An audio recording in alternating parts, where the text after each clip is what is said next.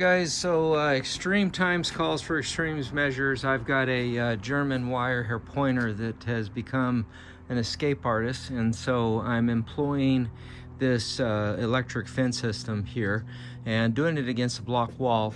Has just one unique challenge, and I'll kind of go through it here. I've got the top wire strand all across the back block wall, but as you can see, what I've done is I've gone ahead and taken some pressure treated lumber and I've fixed that to my block wall using just some red heads. A lot of different ways you could do that, and I've got that top one secured in here. I need to add an insulator to this, but by and large I'm just using this wire, or this electric fence string, which is comprised of some nylon, and then also you can see the little strands of metal in there.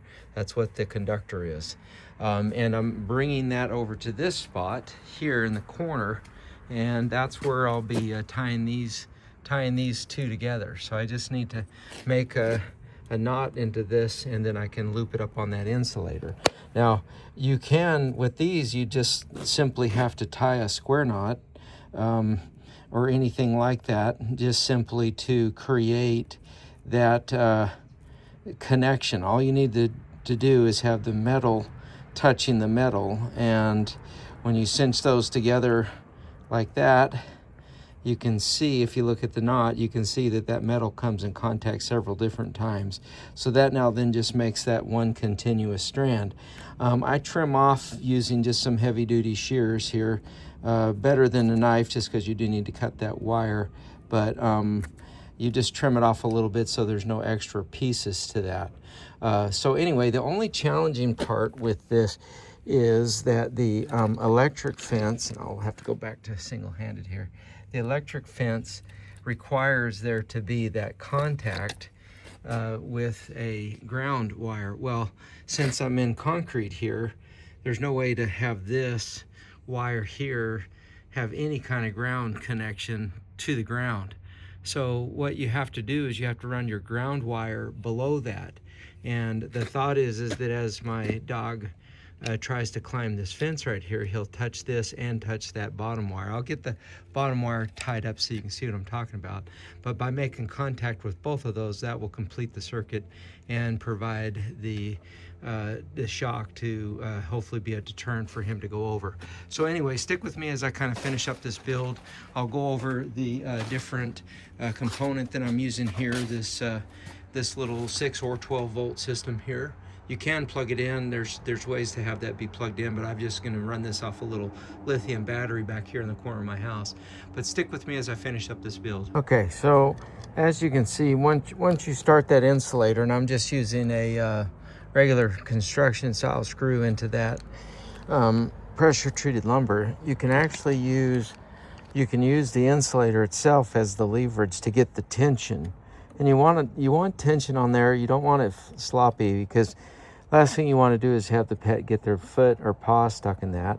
So if it's dangling and loose and all that, there's a better chance of that. So definitely just do that, and you can use the actual insulator, to create that ability to bind it. Now I pull it really tight, and then I more or less just lash it off, so then I can go on to the next one without having to worry about being tight. And then there's a little groove inside these insulators that hold them, hold that wire in there. So now I need to go ahead and put an insulator up here real quick, and you can see we've already got quite a bit of this done. And again, for this to work, hang on one second. Okay, so I got the box mounted here, and I've got my positive wire. I'm going to call that the positive wire, and the negative wire.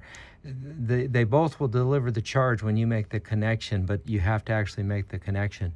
So one of the things to keep in mind as I'm coming down this vertical surface is I had to lag this guy back in here to come back and keep it away from the negative wire to make that ground, make that connection.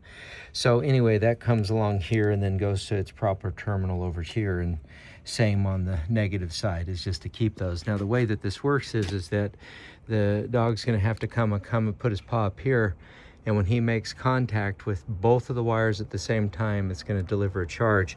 This one actually sends a pulse. It's not a continuous charge, so it's going to be just a real quick snap, snap, snap. When I plug it in, you'll hear it.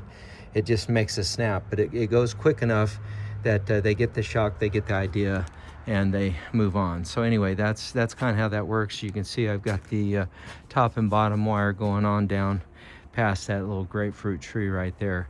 What I'm hoping is that this will provide, once I get one shock with it, then, you know, the dog is really smart. They'll learn that the sight of these two wires means pain, so they won't challenge it any longer. The proof of that is on the other side of the property, where I had to do the same technique. After, you know, really the first week of getting shocked, that was it. I still have the wires up, but it's not energized and hasn't been for years. So anyway, that's that. We're going to finish up the project. I'll hook up the batteries and you can kind of see how it's going to look. Okay, I'll kind of tell you a little bit about this battery as we're walking back there, but I'm using this little 10-hour. This is a Life PO4 lithium battery, and it is a 12-volt 10-hour battery. This one is super convenient. It is lightweight, but it does pack a punch. It gives you the full 12 volts, and then it has that 10 amp hour power. For what this application is, charging up this electrical fence, this will last weeks, if not longer, without having to mind it or tend it. So anyway, if you're looking for a good battery, I would check out this. They do a great job. These little guys are pretty amazing. So okay, with the battery now connected, and I'm going to tuck that away as soon as I get done here. I just want to get this done before I lose light, but you can see that, or not see, but you can hear, and that little clicking sound's telling you that that's the charge it's delivering, and that will actually even flash. Let's see if you can see that. Yeah, you can see it. It's going to flash a light to let you know that the fence is okay. So while I've got the light, I'm just showing you that, and that's the end of it. So this little unit here can be converted to run off of AC power, but it's set up for DC. This will deliver that charge through 5 miles of wire. Now, my guess is to get 5 miles, you ought to use the solid state wire to do it, but or the actual solid core wire, not this light braided stuff. But for what I'm doing, it's literally less than 100 yards. It's going to be perfect for that. Compact enough, super lightweight.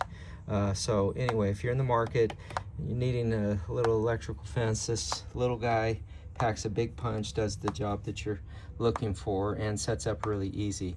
So anyway, I'm going to go ahead and disconnect it just so I can finish working on it and kind of tidy it up. But again, extreme times call for extreme measures. Idea is that I'll put that right up here so that dog's not going to have the desire or the will to go over that block wall anymore. So anyway, and I do that because I don't want to hurt the dog. I want to keep him safe, not get stolen or get hit by a car out in traffic. So anyway, good solution. This has worked out good for me. If you like the content here, guys, please make sure that you share, you hit the subscribe button down below, you share, you like it, and please, by all means, comment. Let me know what you think. If you've had to deal with something like this with your pet, I'd appreciate the feedback. Thanks so much for watching. I'll catch you next time on the Lowdown. All right, guys, Jeff here, just gonna give you a lowdown on these little wood post lag screw style electric fence insulators. I've kind of pre-drilled a hole there just to make it easy to start, and then we'll crank it down here in a second. But these little insulators do a great job. Fully plastic, nothing that they touch, so when you put your electric fence wire along that, you're not going to have to worry about this itself becoming a conductor or a part of the whole fence system. So anyway, if you're in the market, you need a way to help secure your electric fence wire, these lag style that go in a bolt, go in a wood post like I've got here, that's a perfect application for them, so check those out.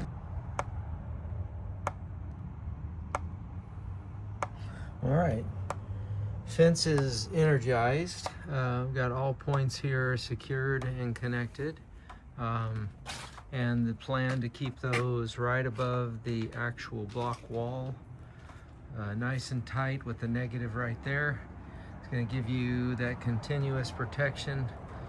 The dog is not going to want to try to climb out of those. So anyway, and we should be good to go.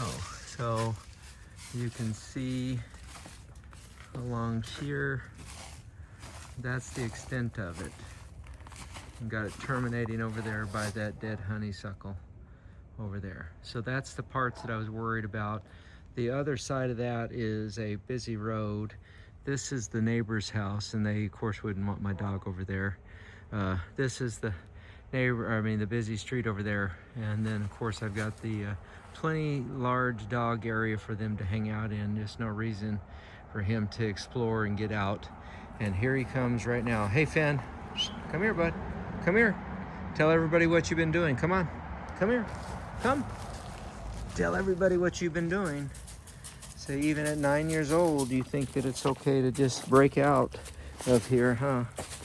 And he loves jumping.